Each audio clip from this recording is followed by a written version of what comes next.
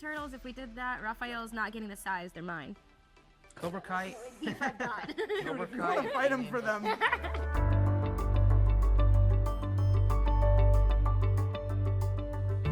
This first question is for all of you three, but we can start answering by Billy.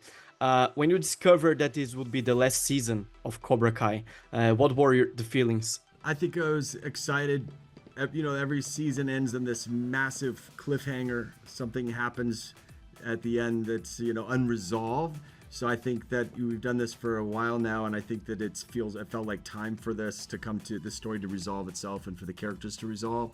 So it just felt right. It just felt like this is it. The guys, when they pitched it to us, had 6 seasons in mind from the beginning, and so, you know, thankfully we were able to finish. You know, we're blessed enough to have all 6 seasons, so we could tell the whole story. So we're just excited to get started on it, and we're thrilled with where it landed. What about you, Raf?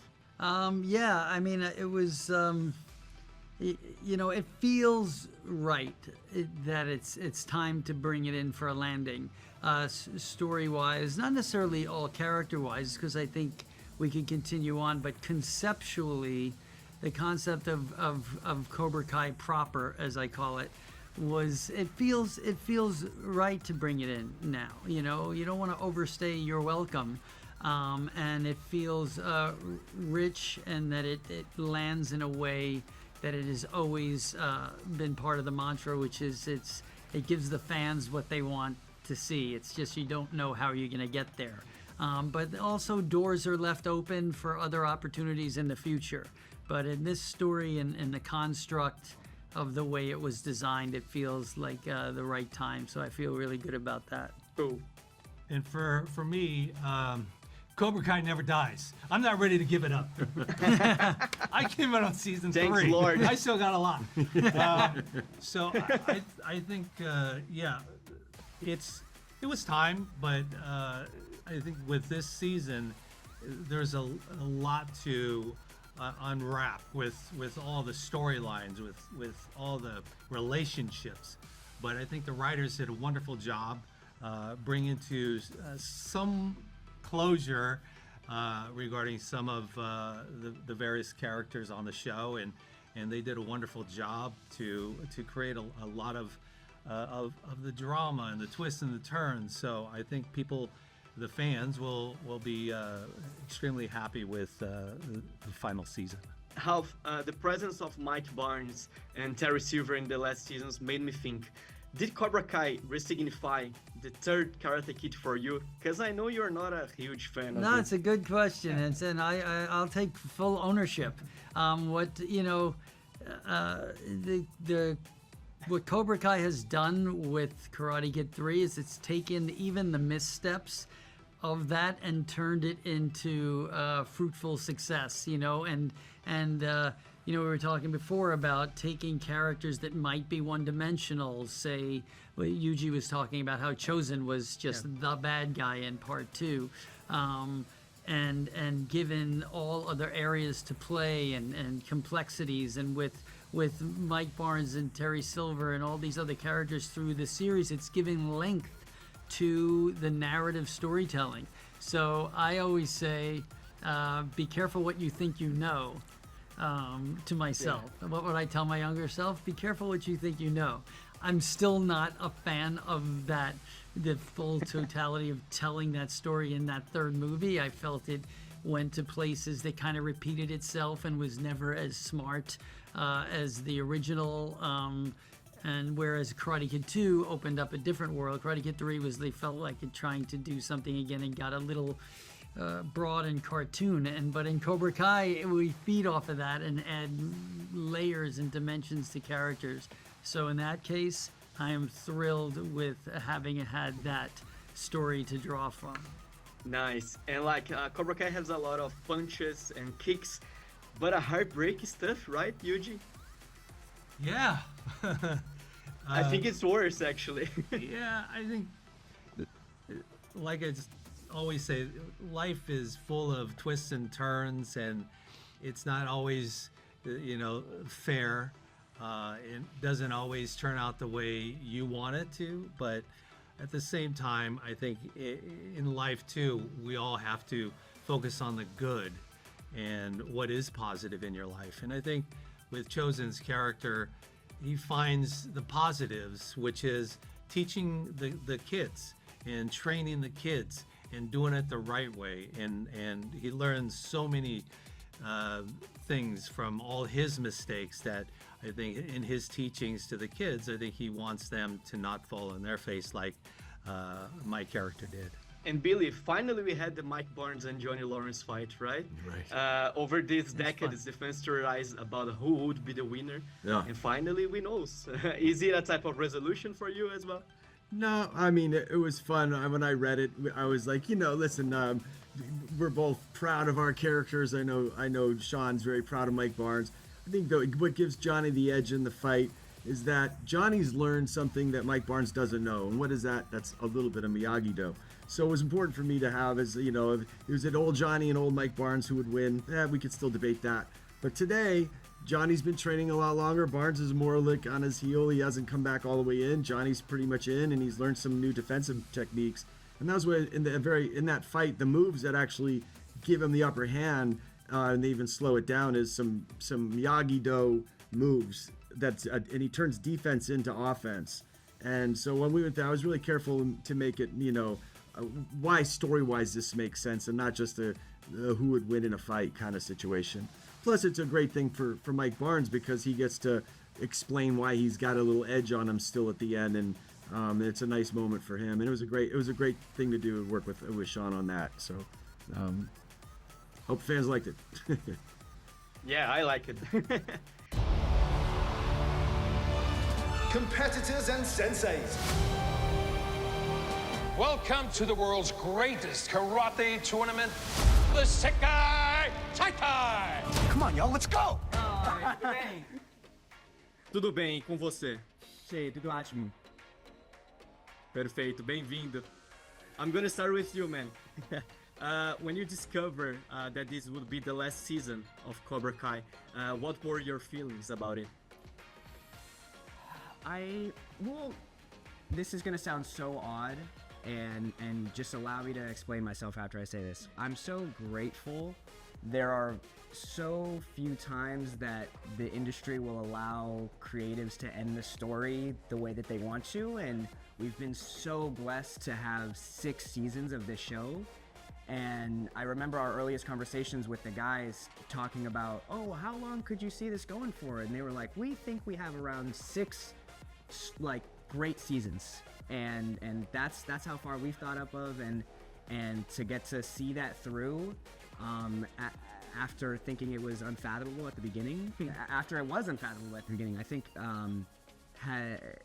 that's the sauce right there, man. And Tanner, I can imagine that the most part of you, Cobra Kai was the first big project of your life. What is it like to say goodbye to these and the teachings do you take into your life into other future projects? Well, it's definitely hard leaving everybody. I think the writers did such a good job of leaving our characters off where they need to be. So that was satisfying in itself, but it's really, truly kind of like, it's just the people. We've had a lot of the same crew that's been with us for all 7 years. So we're all just like one big family, and we hang out on the weekends, and we hang out after work, and saying goodbye to everybody was such a hard kind of thing to do, and something that you just don't imagine, spending so much time with people and learning about their lives and having them become such an important part of your life. So that was extremely hard. But I guess taking away is just just enjoy every moment. There's so many good things that you're kind of looking back on after 7 years, and there are so many moments that I've enjoyed with everybody, and so many memorable things. So truly just enjoying where you are and soaking up everything that you possibly can. And like in Cobra Kai, we have a lot of crossovers with the Karate Kid movies and a lot of cameos. But if you had the opportunity to have a crossover with any pop culture franchise, what would you choose? I know you are really into anime, Jacob, so you can start answering. Ooh. I think Cobra Kai x Jujutsu Kaisen would be really cool. They're high schoolers, we're high schoolers. It just clicks. It just That's clicks. it. That's all you need. You have to go back and shoot that season Yeah. 2, season 2 Exactly. school Yeah, fight. yeah. I think Cobra Kai X Attack on Titan would be funny too. I think it'd be funny to see people get eaten. Dude, Johnny's Urban. Thanks. What about you, Jenny?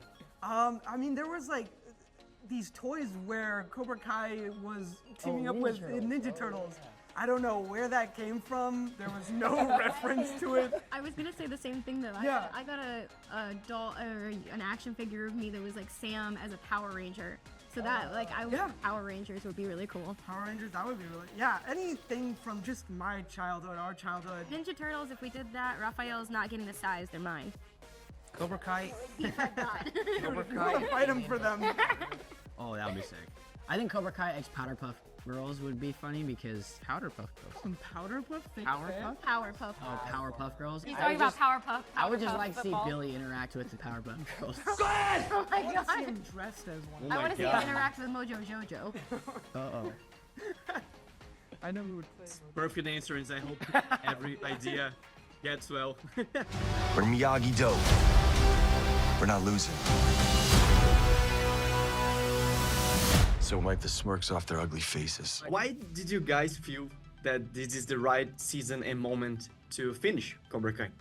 We've been thinking from the beginning that this series would either come to a conclusion with Series 6 or Season 7. That just felt like the runway for the story that we had in our minds for how many episodes we wanted to see before we just started doing it for the sake of doing it. And it ended up kind of working out perfectly. You know, the amount of episodes is firmly right between a 10-episode Season 6 or a 10-episode Season 7.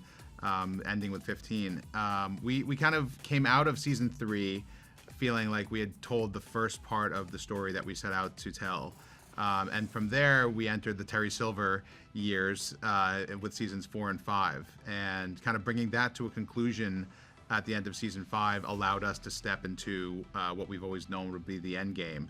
And really taking everyone to the natural conclusion of where things go in both a karate universe and a high school universe, with a 40-year rivalry.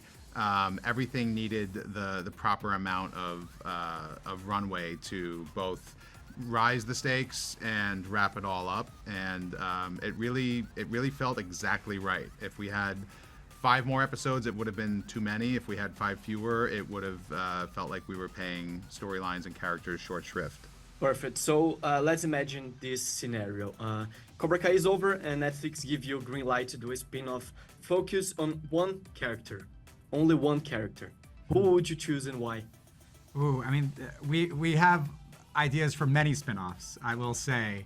I think we're really interested in Mr. Miyagi, to be honest. I mean, he's a character that, we learned a little bit about throughout the series. He's, perhaps the most beloved character in the franchise of anyone. And in Season 6, we get to explore a little bit more about his past and learn some things that Daniel never knew before, that we never knew before, to see that his life was even more complicated than perhaps we knew. I'll say that, the three of us have become very good friends with Robert Mark Kamen, who wrote the original Karate Kid movies, and we spent a lot of time with him, and we've definitely spent a lot of time talking about Mr. Miyagi with him, who is the most important character in his world. It was modeled after his sensei and his experiences in martial arts. So we've had a long dinners and conversations where we've talked at length about Mr. Miyagi and his past, and we love the idea of exploring further Mr. Miyagi's legacy. Nice. I'm willing to see this. Where did the idea of a character World Championship came from? That was something that I think probably started thinking about after Season 1, and when we were thinking about where we were going to take this the series, it just made sense that there's a world beyond the valley. And even in high school in the United States, it's like, yeah, usually you're the best in your region, and then you move on to state, and then you move on to nationals. And then if you're in the highest upper echelon of kids, you sometimes have, international tournaments, and for all sporting events. And obviously there's the Olympics. So we loved the idea of, bringing these kids to the highest level of competition, because one, it would give them the biggest challenge they've faced yet. And also, it forces them to have to go together as a team. So we have all these rivals from seasons 1 through 5 that are now finally together, facing off against their biggest challenge yet. And, the key is how tight can they be together? And will all those issues in the past, start to break and sink them? We always love putting characters and relationships and rivalries, including Johnny and Daniel, always, they made up at the end of season 3, like Josh said, that was kind of the midpoint of bringing them together. But the show since then has been testing that and throwing conflict in front of them. And we just love the idea of doing that at a world tournament and being able to see fighters and new characters from different countries. We know that Cobra Kai is so popular in, all over the world. And we like the idea of every region of the world having their, kind of dojo represented in this final season tournament. And it's the perfect scenario to see comebacks eventually, like China guys. Comebacks meaning other people coming back more after cameos. More Yeah. cameos. I mean, we can't comment on any cameos from characters coming in from the original franchise, but based on all of our other seasons, we love to do that. So it's cool. We'll probably continue to dig into that bag of tricks, but we can't comment on who and when. Yeah, no, I'm just kidding, guys. Thank you.